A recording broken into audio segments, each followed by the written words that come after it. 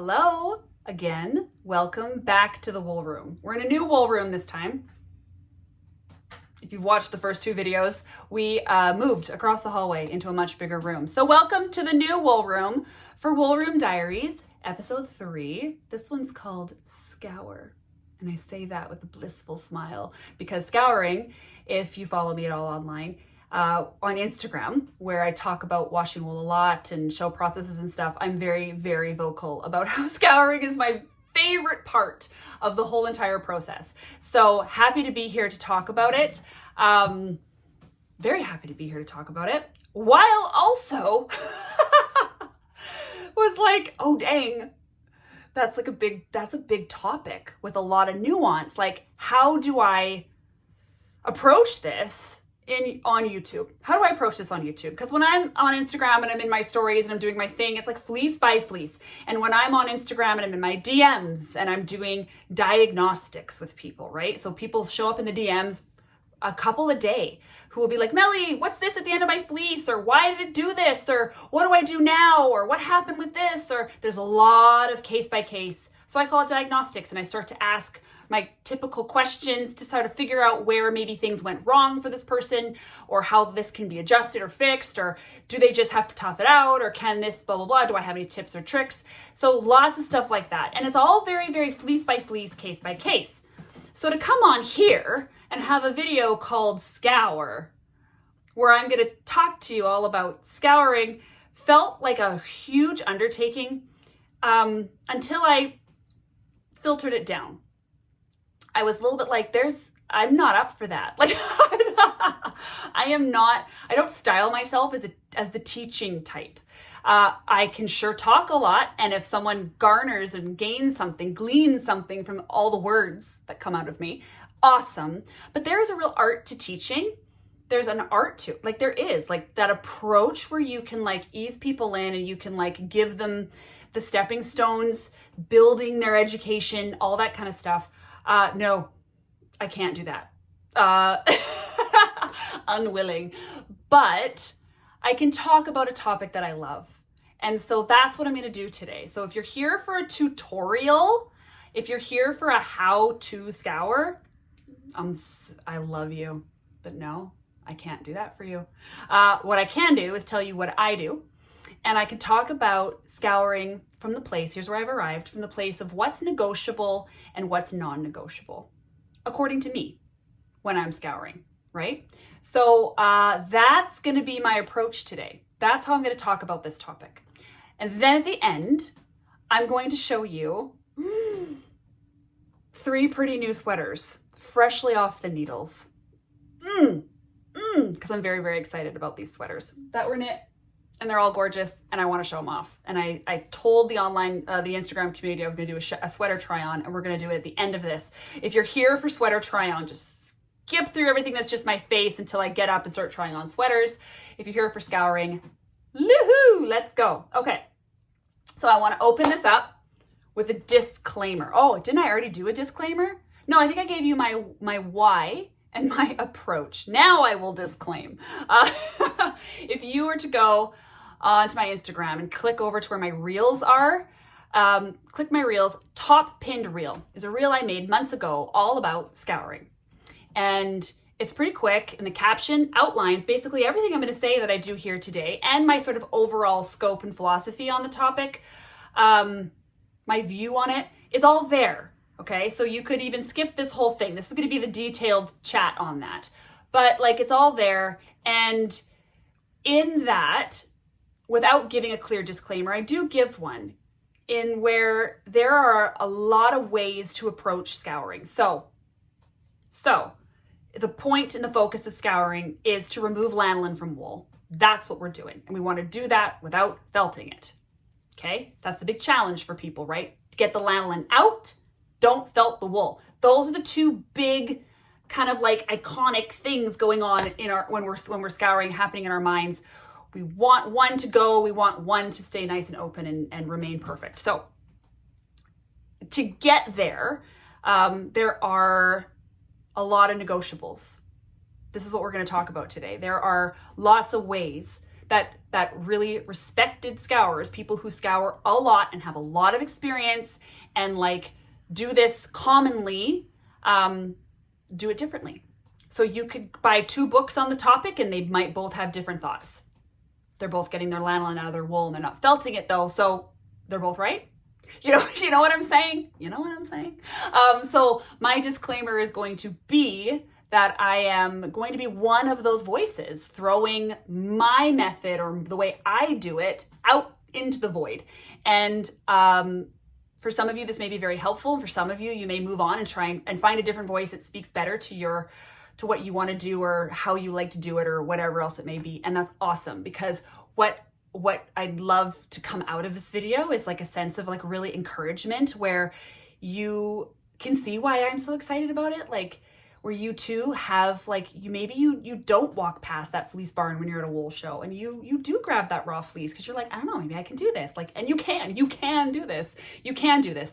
But a lot of people get kind of freaked out over scouring, which is funny because it's just washing, right? We're washing something is what we're doing. We are washing something. But there's just, I see where people can get really discouraged or intimidated by it, or they had a bad experience one time. And so anyway, I would love if this was encouraging for people. And yeah, so that's where we're gonna go. So let's start with what I do, okay? This is what I do. Here's how Melly scours.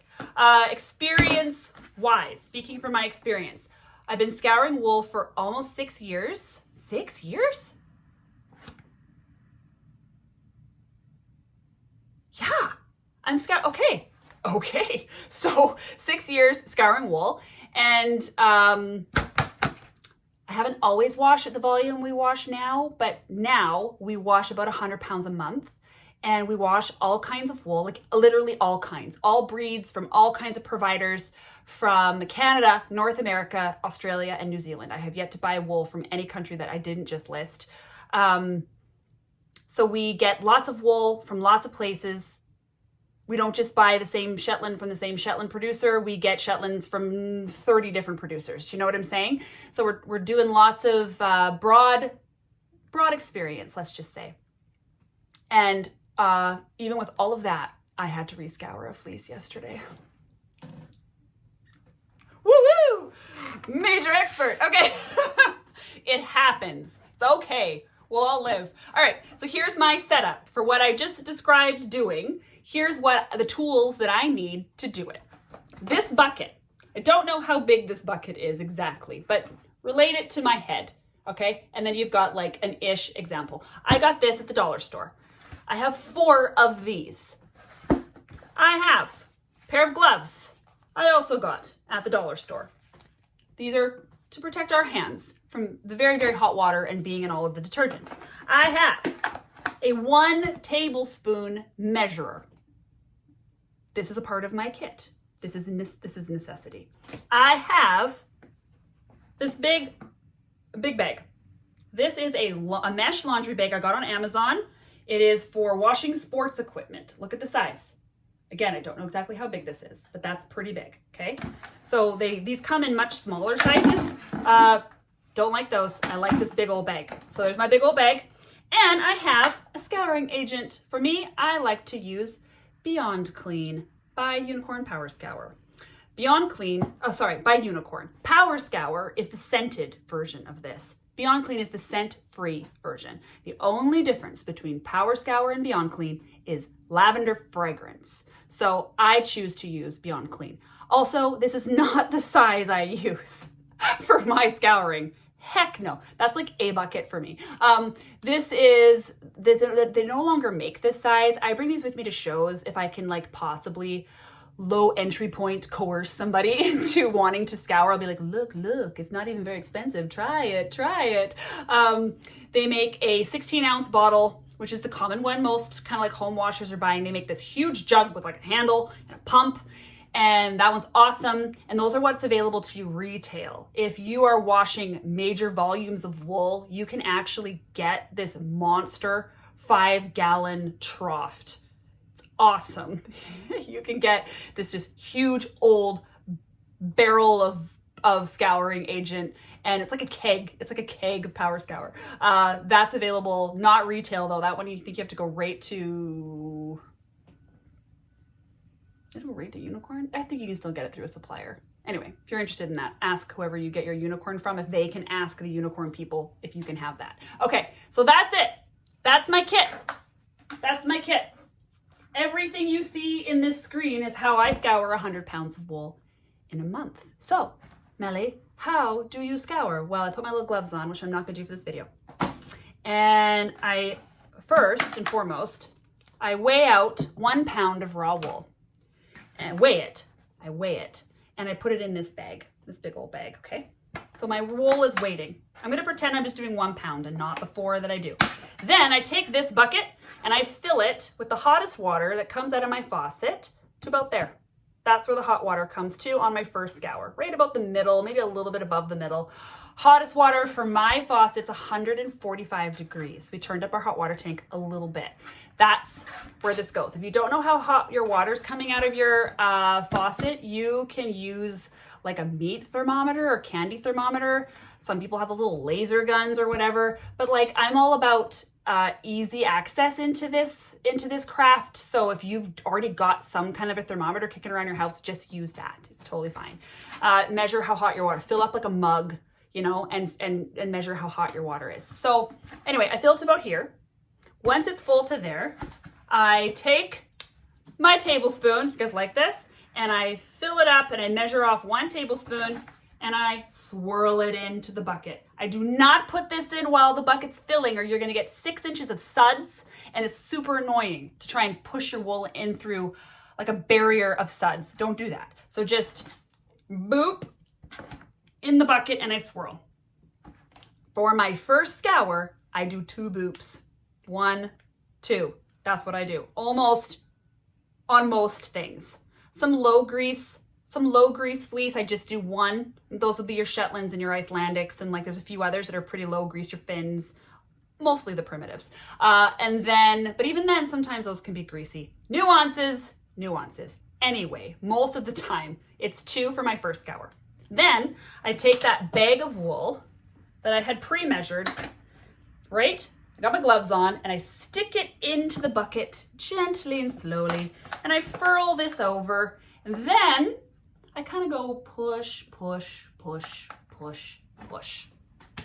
Set a 20-minute timer on my phone and I hightail it out of that space wherever it is I'm scouring in order to not mess with it anymore, okay? That's where we don't want to felt it comes in. But I did give it some pushes. I pushed it. I'm encouraging it to, you know, accept the water and the soap. I don't know, whatever. I do push it. And then I walk away. When I come back 20 minutes later, I grab this bag and I pull it out and I set it aside, and you dump your water wherever you're going to dump your water and you refill your bucket. I go to there again, and this time I do 1 tablespoon of Power Scour. I take that bag and I don't like twist or squeeze. I kind of just come right down to the blob where the wool is, and I push against the tub or the ground or wherever you're scouring. I push really hard. I'm pressing water out of the wool. Once it's pressed sufficiently, I put it back into that waiting bucket and I push, push, push, push, and then I walk away again for 20 minutes. Those are my 2 scours. 85% of what we scour in a month happens just like that. 2 soaps on the first scour, 1 soap on the second scour, a little push, push, push, a little press, press, press, and then you rinse. Rinses can vary 2 to 3. For some of my local wools, they almost need a little bit more rinsing, but I almost don't want to put them through that many rounds of hot water. So sometimes I just let the dirt fall into my lap when I'm picking it and it's dry, because the land lends out. They're just dirty. We live in like a rainforest, and the fleece around here can get pretty muddy. Anyway, that's how I do 85% of my scouring, just like that. And then once it's done and it's rinsed and the water is relatively clear, okay, mostly clear, if not perfectly clear, sure, but you know, it's okay. Then I take the bag and I press it again and I go stick it in my Panda spin dryer. You can also use a spin cycle only in your washing machine. You can also roll it up in a towel. You'll need multiple towels. Stomp on it, however you want to get the water out. And then I lay it out on old raggedy window screens, hopefully in the sun, if not, on a rack in front of a fan, and it dries, and then boom, watch the Guts YouTube video. And that's what you do next. So that is how I scour. That's how Melly Knits literally operates off of dollar store buckets and Amazon mesh laundry bags meant for sporting goods. And this, which used to live in our camper, and we don't camp, and my gloves, which I have to get a new pair all the time. So easy peasy, right? So straightforward. Okay, sure. What about my friend who scours in kitty litter trays and needs eight, between scours and rinses, there's like 8 rounds of wool going on. Or my other friend who the power scour didn't work for her and she's just Dawn, only Dawn for her. That's the only one that's gonna work. Or my other friend who is a die-hard cold soaker. Like everything gets cold soaked, everything. And then scoured. So you see, this is where the nuances come in. That's how I do it.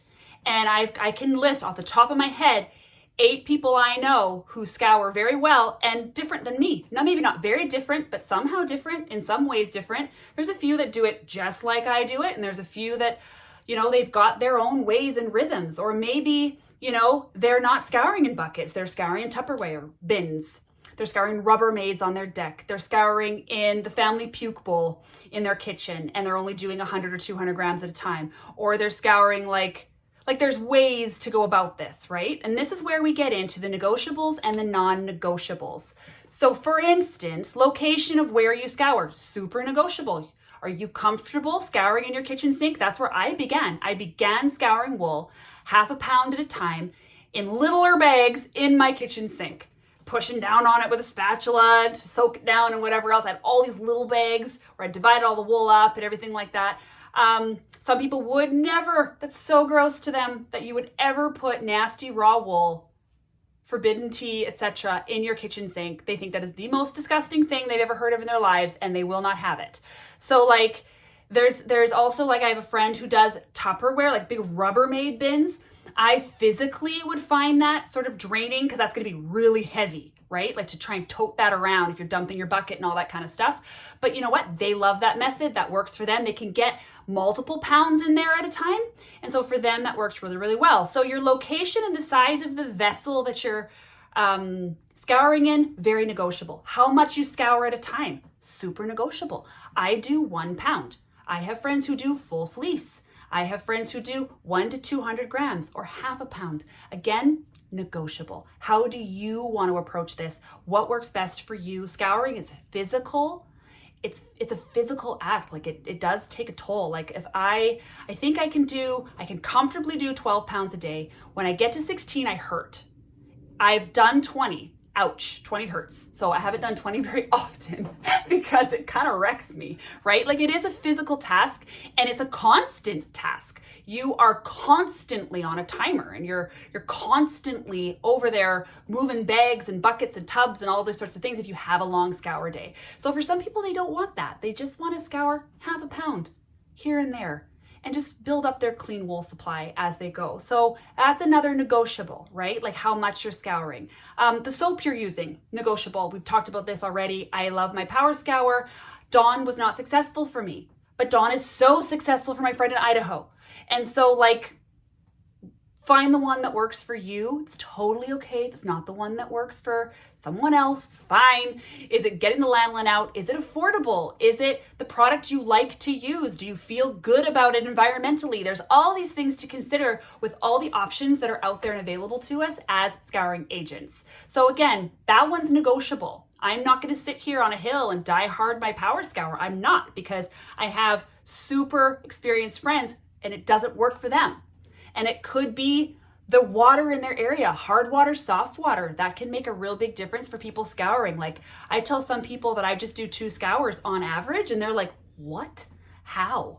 But they've got hard water where they are. And that can really make a difference in how many times you need to scour and pH levels. And there's all kinds of science to it. That is above my head. So okay, so that's a negotiable. What else is a negotiable? Where you scour, how much you scour, what you use to scour. Do I have any other negotiables? I don't think I do. Okay, here's a tricky one. Let's discuss, because this is a diary, right? Not a tutorial. Let's think about this. Water temperature. So for me, 145.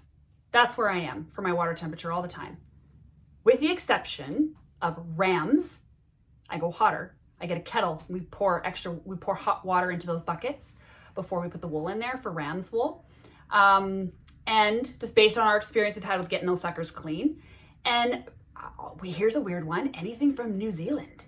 I have to have the water like 170 to budge. I don't even think it's lanolin. I think it's some alternate wax from those sheep living in Middle Earth.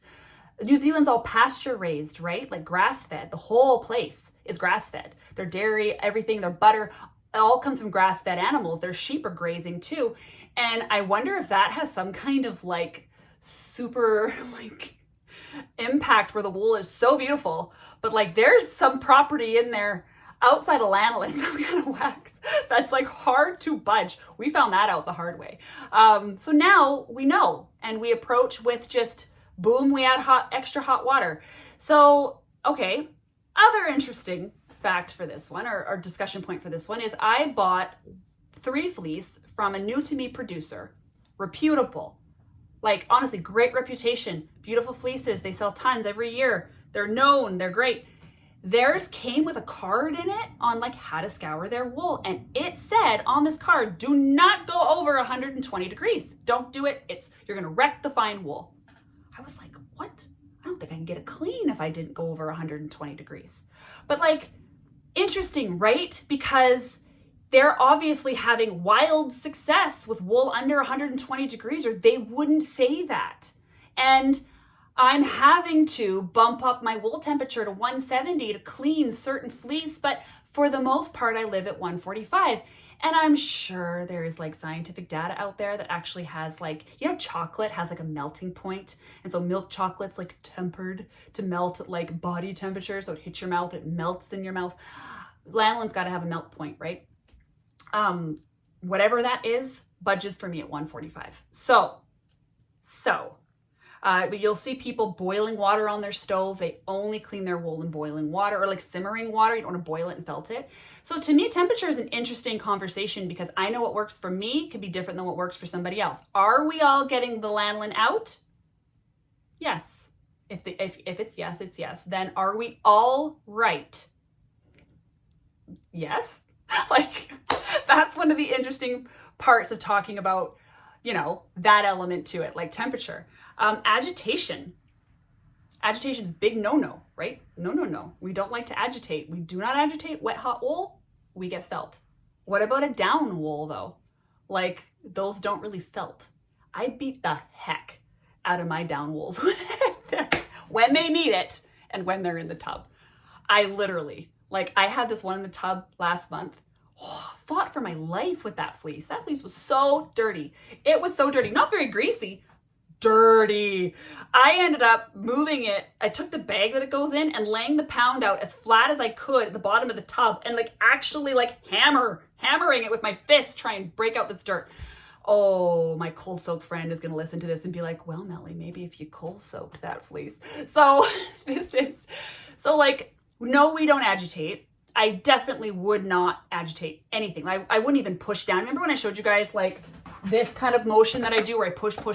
Aaron calls that manhandling. He says I manhandle fleece because he doesn't even do that. I don't think that's manhandling, but he's like, wow, you really manhandle that. I'm like, listen, no, I don't. Anyway, so certain things I will push on. I don't push on certain things. I won't even push. I won't even directly look at the fleece when it's in the bucket for fear that it will turn against me and felt. There's some breeds that do that. For me, Icelandic does that. Shetlands can do that. I find Gotlands and Cotswolds, those ones can kind of want to grip to each other pretty easy. There's a few out there for me. Whereas I can manhandle a merino and everyone's scared to scour fine wool. And I'm in here getting that thing going. So agitation makes me think this. I'm not doing this. I'm pushing or pressing on wool, right? Same with putting it through a spin cycle. Some people would never, but that kind of force is different than agitation or anything like that. So those are things I will do. Here's my okay, have we talked about all the negotiables?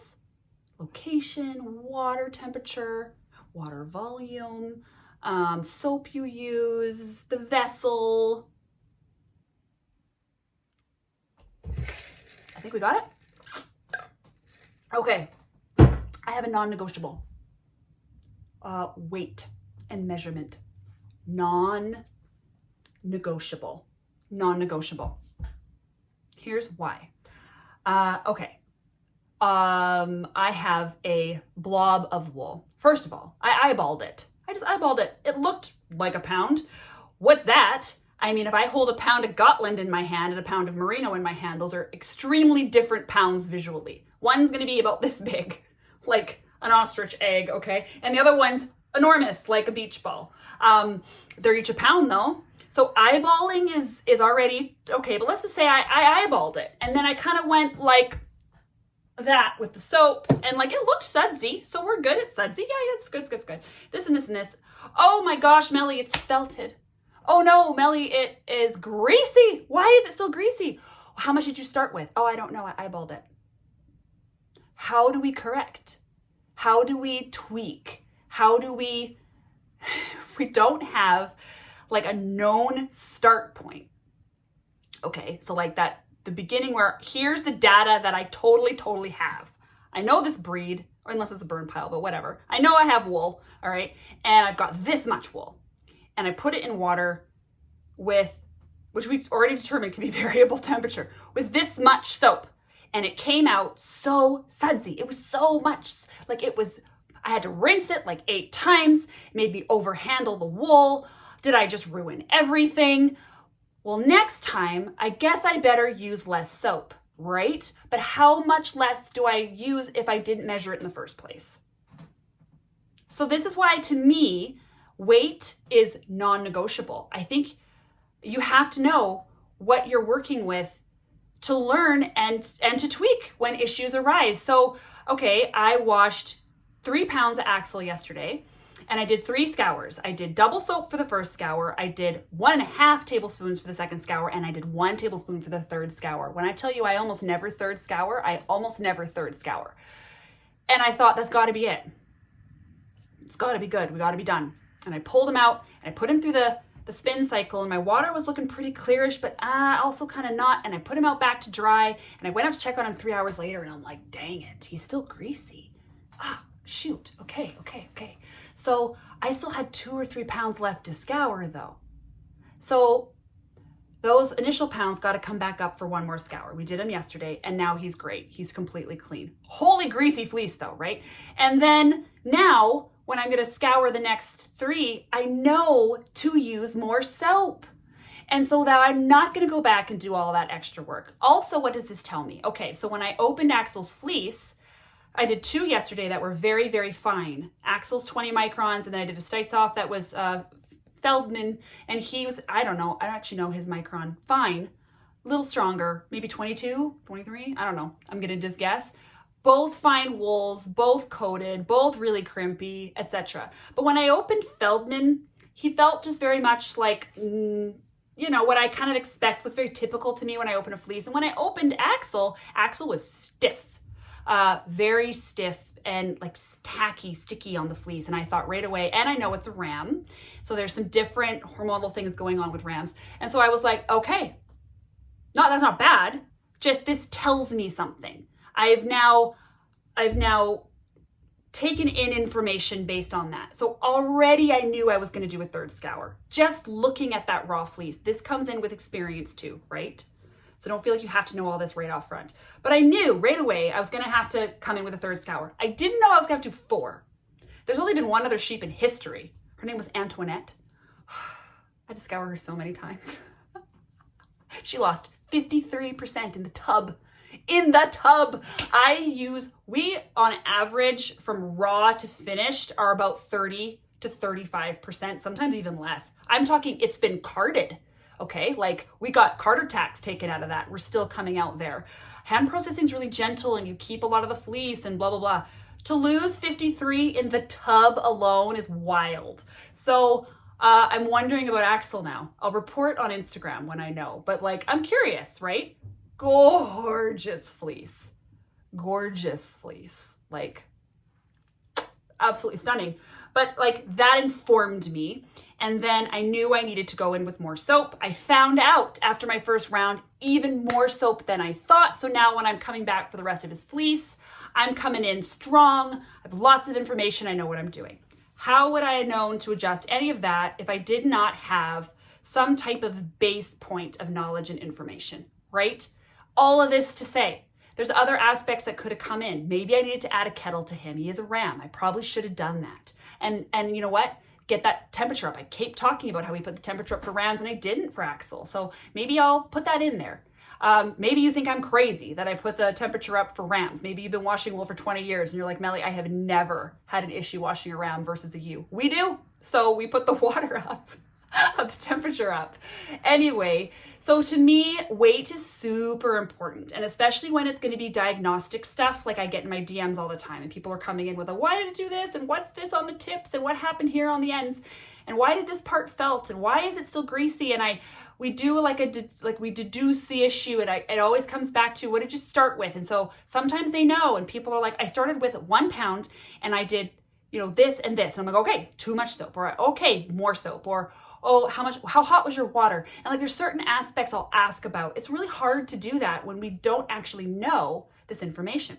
So see, the act of scouring can be really easy to learn. It's basic. It's washing.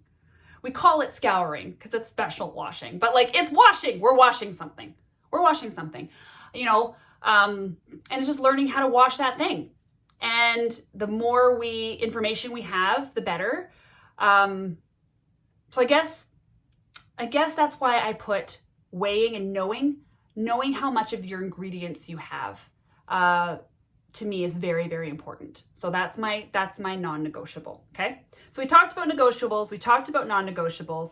The experience for a learner when you're just beginning, this whole thing is messy and scary because I don't know why we get super worried about doing it wrong. Although so much learning is in mistakes, right? Like when we knit, we drop stitches or we twist them. When we learn to sew, we get the hem all wrong and wobbly. And when we learn to cook, we burn stuff or undercook things or don't season enough or season too much. And there's all these areas where we're learning new things all the time as humans. And yet we accept that. And something about scouring with people, they're like, what if I screw it up? Well, you're probably gonna at some point. But that's learning, right? Like there is an element to this where if you scour your first pound of wool ever and you do it perfectly, if you scour your first pound of wool ever and you have issues, we're all learning. And if you want to know how to do this, expect that you're going to be a little bit out of your depth. You're going to feel out of your depth at first because it's weird. It's like, when in life do we wash blobs of raw, when do we do this? What mirrored experience is there in life to this? You know what I'm saying? Like for most of the people watching this video, we have laundry machines even. We just throw our clothes in there with our soap and we press buttons and the technology does it for us. This is very much something that is not a part of our daily experience, right? Like we even have dishwashers for our dishes, or not like there's a lot of, rocket surgery to washing a dish. But in the same way, there's not a lot of rocket surgery to washing a fleece. It's just that when you start, it seems overwhelming and it seems hard, and you might make a mistake and get discouraged and think you're the worst scourer in the world and this is too hard for me. It's not even really all that mysterious. It's soap and it's water and it's wool. And it quickly becomes very, very familiar. So if you're just starting out and you're feeling spooked or you're feeling nervous or you're feeling intimidated, this is the Melly promise. I promise if you just start and try, you're going to have a win. Eventually. Maybe not right away. Just going to put that out there because I just now remembered a DM from a girl who washed a really gross fleece.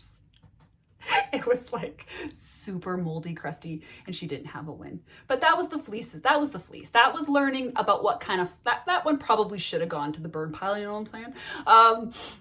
From the one who rescues wool for a living, right? Like even I was like, oh, Well, you know, sometimes it's good to put it in the garden. Like it's anyway, okay. I don't know about talking about is this a part of the natural part of the conversation to talk about the fleece to buy, to scour, what we're looking for, not looking for, how to store it. These are all things too that are really important, but maybe are best left for another day. Except I get nervous. I'm like, what if there isn't another day? It took me 4 months to get back to this day. Not like anyone's counting, but you know what I mean? Because they're, you know, like I just said with the girl that had a bad scour experience because she scoured bad fleece. Those do exist. And you can have, I've had some friends who've been discouraged in their washing journey, and I've sent them some wins. Like if someone's first fleece was the fleece I scoured 4 times yesterday, you would probably be like, I'm out. Like, no thanks. No, thank you. Whereas like the merino I washed yesterday was a very easy, straightforward scour. Do you know what I'm saying? Both excellent fleece. This isn't a flaw issue in any case. It's just a matter of approach and knowing the one to make. And that all comes with experience and time. La, la, la, la, la. Did I cover it? I hope so. I hope I covered it because it's my favorite. So I hope I did it justice. The topic of scouring. I showed you guys what I do. Talked about things that can be variables. I feel like I'm missing. I always do a YouTube and have that moment of, am I missing something? Did I forget to say a huge thing? Probably. And I'm going to discover it as I'm posting this video or as Erin's watching it back or something like that. And I'm gonna be like, dang it. But hey, learning. We're learning YouTube. So there you go. Okay. I can't think. You know what? I had notes on a whiteboard. I have had notes on my whiteboard since the old wool room. Negotiables, water temp, location soap, rinses. La la la. I do have wool storage on here. Where to find wool, what to look for as a new scourer. Okay, maybe we'll talk like a teeny scoonsy bit, as this is, I am sort of hoping to encourage. I am sort of hoping to be encouraging in this if you're a new scourer and you're watching this, or if you've tried and you haven't been successful, what to look for in a fleece. And I say this as burn pile girl, okay? I live for the burn pile, love the burn pile. I will take all kinds of challenge, problem fleece, etc. When you're new, I don't recommend that. I don't recommend you finding the cheapest fleece you can that has the most problems because, well, if I ruin it anyway, it doesn't matter. You're going to be discouraged. I think you should get something solid for your first fleece. Get something friendly and get something that makes you excited to process it after, because that's going to be really motivating. So like if you don't like Icelandic wool, like you don't want to wear that in a sweater, don't start by washing an Icelandic sheep. Don't do that. If you hate spinning BFL, then maybe don't grab a BFL fleece to wash. Do you know what I'm saying? Find something really, really motivating. Look at a raw fleece that has something to it that you're like, ooh, like I want to get my hands on that. And like getting to that spin and getting to that like knit experience. I mean, you could be like me and wash just because you love washing. But there is something fun and motivating about kind of thinking about that project, like that sweater or that thing. And it is very, very motivating. So I would recommend for beginners, okay? You're looking at your first fleece. I would recommend, just a recommendation, that you look for something with more than a 3-inch staple. Doesn't matter so much in the tub how short your staple is, but does matter on the carder or hand cards or whatever it is you're using. If you don't have a carder, you're borrowing from a friend or a guild or something like that. I like more than a 3-inch staple myself. I don't really buy anything under 3 inches. Personal preference, okay? So this is what this is. I'm sorry to everyone out there who loves South Down Baby Doll. So short, hurts my feelings. I would look for something that doesn't have to be coated, but I would look for something that doesn't look like a sheep could actively eat off of it. Do you know what I'm saying? I wouldn't take that on as a new washer. There's already so much that you're paying attention to that's new, and you're like, you know, did I touch it too much? Did I do this too much? Did I use enough soap? Is the water hot enough? Is this? So I don't think you should really add like gobs of VM and burrs and thorns and mud to that experience. Like, go easy. ease in. I would find something moderately clean to super clean if you can afford it. That's what I would recommend. So visually, you're gonna know. You're either gonna see tons of plant matter or you're gonna not see all that much plant matter. Okay, so that's one thing. Sometimes I see pictures of wool and it is like a sheet of hay in wool. Not a great starter fleece. I just don't think it's a great starter fleece. Problems. Avoid problems. Avoid a weak fleece, a tippy fleece. Don't. You can do those later on, similar to like the super dirty fleece. I wouldn't start with that. Again, could lead to discouragement. Just saying. So I just feel like if you're going to start something new that's going to have you asking a million questions to yourself, don't make it harder than it needs to be. I say this to new spinners too. When people are learning to spin, they're like, I'm going to buy the cheapest thing that I can because I can learn on it. Oh, it's going to be tougher though. Like, buy something good to learn on and you'll have a better learning experience. But that's just don't come at me, bro. I keep doing the hands. This should be the thumbnail. There, I paused. Maybe I'll be able to capture that. Okay, so that's what I would look for. We're tacking that on because we are talking about this topic in the scope of people who may be new to it and have questions about it. So those are things I would look for. If you're going to run into your local wool fair, or you're looking online. Most people online list staple lengths. They show you pictures of the wool. Don't just look at a lock, look at the fleece. Ask for a picture of the fleece, not the cut side. You want to see the other side where it was exposed to the elements. That's what you want to see. So if your Facebook Marketplace is a great place to look for fleece, Facebook has raw wool groups. They're literally called like raw wool for sale. You can go in there and shepherds just dump their photos in there and they'll ship to you. Pricing, variable, super variable. I don't really dicker with shepherds. I feel like they're taking a loss on every fleece they sell according to to paying for that sheep's care. Do you know what I'm saying? So kind of like if they ask for this price and it's out of my range, it's out of my range. So if they ask for the price and it's like awesome, then I'm like, woo, let's do this thing, like if it works for me. So that's a great place to look for these wools. I put sources on every single tag I write. It's all over my website. So if you're ever curious about the things I'm using and shepherds I'm working with, that information is widely publicly available. I'm always tagging everybody in my Instagram. So I tag shepherds if they're online. If they're not online, you can DM me and I can tell you how to get in contact with them. Following other accounts of people who process wool, work with raw wool is really helpful. There are shepherds on Instagram. There are shepherds on Facebook. A lot of shepherds on Facebook. So, and there's a ton that aren't online at all because shepherds, farmers, they're some of the busiest people that I know. And they got a million things to do in a day, 24/7, like every day of the year. Animals still need to be fed and cared for on Christmas and stat holidays. Do you know what I'm saying?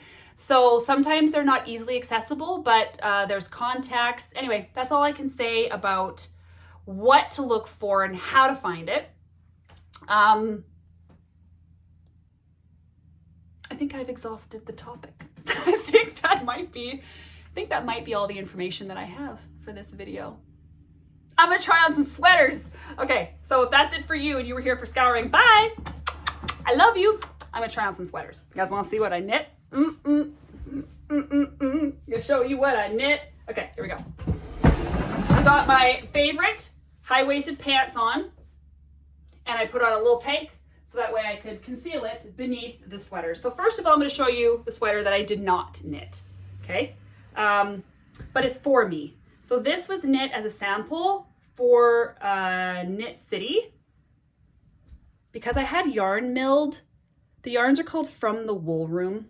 They look like this, although this color is sold out. I have very little of this left. So this is From the Wool Room. This is 50% Gotland from California, from BC, Rose Ranch, and 50% Merino from California, from Mendenhall.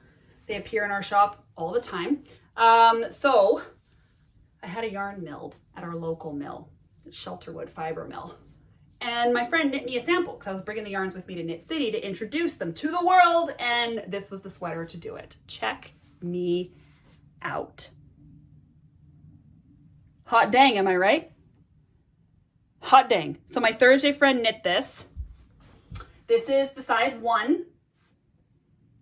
We got some nice room, even still in the size 1. For reference, I'm 37-inch bust, okay? And I'm about 5'10".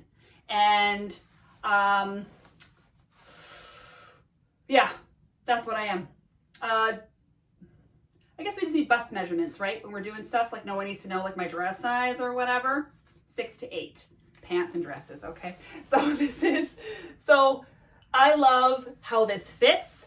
I think that this pattern might actually be a miracle, might be miraculous, because all the gauges you can knit it in is pretty wild to me. And the fact that this was knit in 240 grams, 240 grams, knit a whole garment. Like, what's that about? So I'm pretty thrilled. The only modification she made when she was knitting this for me was she knit it longer than the pattern asked for, because I'm probably taller than the sample size, right? And she went down a needle size. So I think it asked for a 6 millimeter and she did a 5.5 millimeter. Check it out.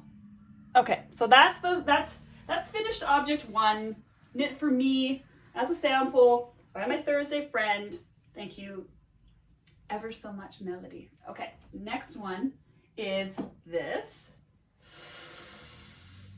Oh, this is Nebula by Andrea Mowry, and it is knit in Surrey DK from Bramble Ridge in a color called Melly Yellow.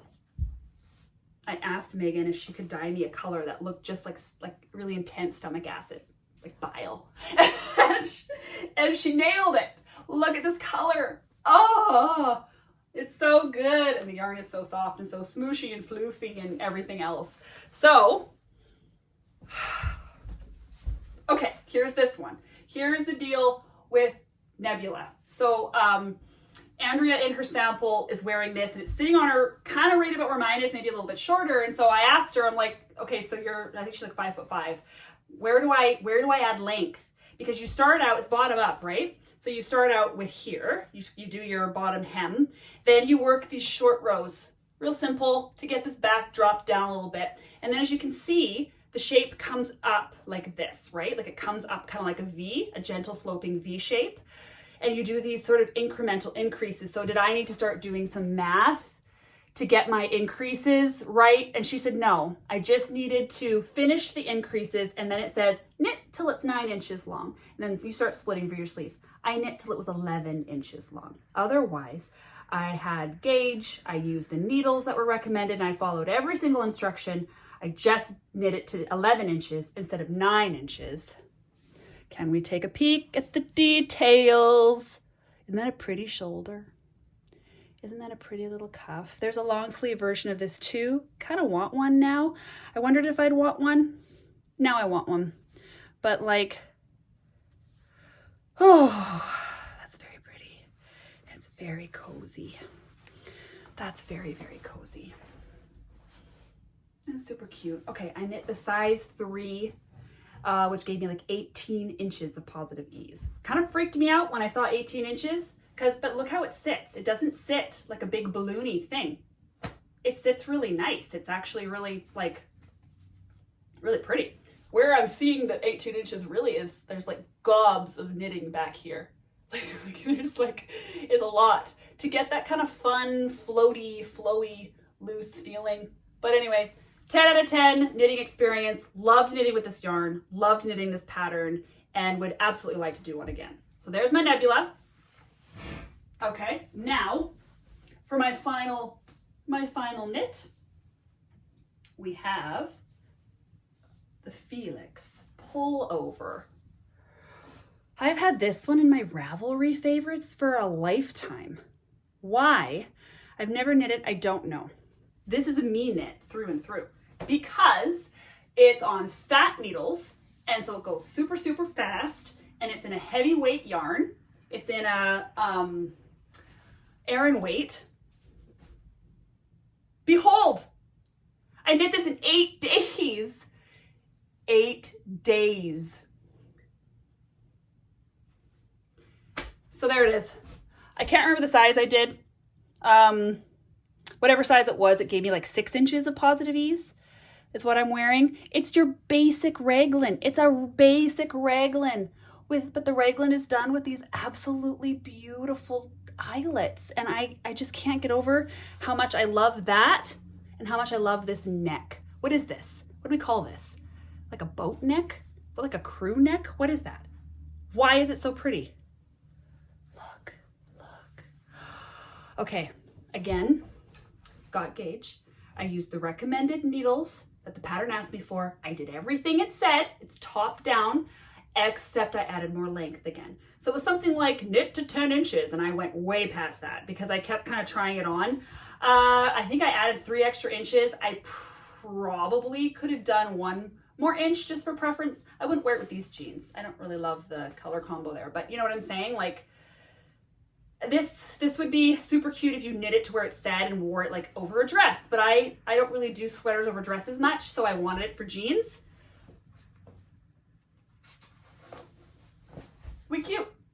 She cute. But I could have done 1 more inch. Anyway, that's what I did. I love it. This one was knit in a singles yarn from the Wool Room. This was made out of a couple of burn pile locals and a local Chevy at Southdown. I sent it to our local mill. So that was sort of fun to knit it in. Liked doing that, and made me a whole pretty sweater. So that's what I did. That's what I have. Oh my gosh. Melly knits. Oh, imagine that. Okay. Moment of truth. Moment of truth. Did I say everything I wanted to say about scouring? Probably not, but we're gonna let it lie. If you want to know more, follow me on Instagram. I am always in the buckets on Instagram, washing something. Sometimes it goes haywire. I'll share about that when it does. Different fleeces, different producers. Ooh, so many pretty things to see. Love it, love it, love it. So right now we are in a scour set. We haven't had one of these in a bit. We have a rhythm where every month we begin the month with washing everything we need for the month. So we get everything clean, and then we card our sommelier fiber clubs, and we card our shop update. And then we ship everything out, and then the next month we wash everything we need for the month. And we kind of have this rhythm. We lost the rhythm over the summer. We had no shop update in July. We had stash dashers, but we spent July washing. Oh, we washed 100 pounds. We did about average, but still. And then August, we didn't really wash because we immediately began August with quickly getting a sommelier out and getting ready for Knit City. That happened in the middle of August. So we're in a scour set now, and I couldn't be happier. It's so relaxing. It's so lovely. It's very satisfying to turn something just smelly and dirty, you know? And not as soft as it is once you wash it. And like, I don't know, and finding something really useful in that, it's a super peaceful thing to do. And it might not feel that way when you start, but I promise it gets there. So I'm gonna get back to scouring because I still have to finish a little re-scour of my greasy friend. And I hope that something useful can be mined from the many words I spoke in this video. I hope that there's something useful in it for you. And if you ever have questions, I do diagnostics in my DMs. Also, you can leave comments here, which actually might be the better place for it, because then other people can benefit from reading those comments if there are questions. If there's other scourers here and you have like your tried and true awesome things that work for you that I didn't mention in this video, like I completely welcome you to leave that in the comments as well, right? So that people can get all those voices and see. And again, if you want the real concise version of this video, head over to my Instagram, top reel, it's pinned, has kind of like a real concise edition of this written out. And again, really helpful comments. Some other scourers came in and they were like, oh, like this, or oh, like that. And like, again, we welcome the methods. We welcome the methods. So